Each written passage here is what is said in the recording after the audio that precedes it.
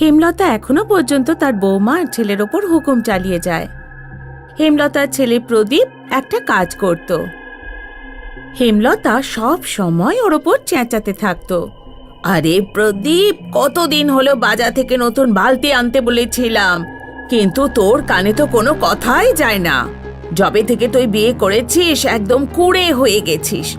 ঠিকই বলে লোকে, বউ আসার পরে ছেলে পর হয়ে যায়। আরে মা, আমি বাজারে বালতি কিনতে গিয়েছিলাম, কিন্তু দোকান বড়ই ছিল না, বুঝলে। ও বলেছে 2 দিনের মধ্যে মাল চলে আসবে। হ্যাঁ হ্যাঁ, তুই কিছুই পাস না, বাকি সব কিছু পেয়ে যাস। এক তুই আর আরেক তোর বউ, যে একটা কাজ নিয়ে সারা দিন বসে থাকিস। আরে এতে কুমুদ কি করলো মা? কি করেছে সেটা জিজ্ঞেস করিস না, কি কি করেনি সেটা জিজ্ঞেস কর। দিওয়ালির সময় অন্য সব বউরা পরিষ্কার পরিচ্ছন্ন বাড়ি বানাতে শুরু করে, কিন্তু ও তো তোর মতো আমার একটাও কথা শোনে না। কি মা, আপনিই তো বললেন প্রথমে আচার বানাতে আর তারপর পরিষ্কার করতে, এখনই তো আচার করা শেষ হলো। এত আরামে কাজ করে দিওয়ালির জন্য পরিষ্কার পরের বছর হবে। প্রদীপ আর কুমুদ যতই কাজ করুক না কেন, কিন্তু হেমলতা যে কোনো বিষয় নিয়ে ঝগড়া করতে থাকত। প্রদীপ অফিস থেকে দিওয়ালির বোনাস পেয়েছিল। সব টাকা মাকে দিয়ে দিলেও মা রেগেই থাকবে, বুঝলে। ওর থেকে ভালো কিছু টাকা আমি কুমুদকে দিয়ে দেবো। এটা দিয়ে ও এই বছর নিজের পছন্দের কিছু জিনিস তো কিনতে পারবে। প্রদীপ ওই বোনাস থেকে 2000 টাকা বের করে নিল। প্রদীপ ঘরে এলো আর ওই বোনাসের খামটা মায়ের হাতে তুলে দিল। কত আছে? আমি গুনিনি মা, যা বস দিয়েছিল তাই আছে। ঠিক আছে। হেমলতা ওই খামটা তার আলমারিতে রেখে দিল। রাতের বেলা প্রদীপ কুমুদকে 2000 টাকা দিল। এর থেকে তুমি তোমার জন্য কিছু কিনে নিও। কিন্তু মা যদি জানতে পারে? উনি জানতে পারবে না, তুমি তোমার জন্য কিছু কিনে নাও। আমি ভাবছিলাম একটা সেলাই মেশিন কিনবো। তুমি তো জানো আমার সেলাই করার কত ইচ্ছা। হ্যাঁ, যা তোমার ইচ্ছে। কিন্তু মাকে কি বলবো?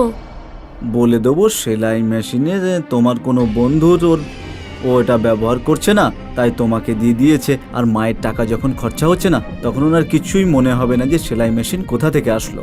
পরের দিন প্রদীপ আর কুমুদ একটা পুরনো সেলাই মেশিনের দোকানে এলো আর একটা পুরনো সেলাই মেশিন কিনে নিল। আর যখন কুমুদের শাশুড়ি তাকে জিজ্ঞেস করলো, এটা আমার বন্ধুর, ও আজকাল আর এটা ব্যবহার করে না, তাই নিয়ে এসেছি। ঠিক আছে ঠিক আছে, নিয়ে যাও এটা ভেতরে। কুমুদ ওই সেলাই মেশিন ভেতরে রেখে দিল। কুমুদ ওই সেলাই মেশিন দেখে খুব খুশি ছিল, কিন্তু যখনই কুমুদ সেলাই মেশিন চালালো, হঠাৎ কিছু আজব কাণ্ড হলো। কুমুদের শরীরে একটা পরিবর্তন হতে লাগলো। ও হঠাৎ করে মাথা একদিকে ঝোঁকাতে লাগলো, আর শরীরে অন্য যেন কেউ আছে। তখনই প্রদীপ ওখানে এলো। যখনই প্রদীপ কুমুদের গায়ে হাত দিল, কুমুদ এক ঝটকায় প্রদীপের হাত সরিয়ে দিল। আমায় ছোবে না। কুমুদ, কুমুদ কি হয়েছে কুমুদ? কে কুমুদ? আমি পুষ্পা, আমি পুষ্পা। ভুলে গিয়েছো আমায়? এখন আমায় মনেও পড়ে না? পুষ্পার ভূত প্রদীপকে জোরে এক চড় মারে। মা, মা! প্রদীপ চেঁচাতেই হেমলতা ওখানে চলে এলো। কি হয়েছে? তোরই অপেক্ষা করছিলাম আমি, বুড়ি।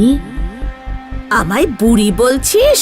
হেমলতা কুমুদকে মারার জন্য হাত তুলল, কিন্তু কুমুদ হেমলতার হাত মোচড়ে দিল। কুমুদ, আমার হাতটা ছাড়।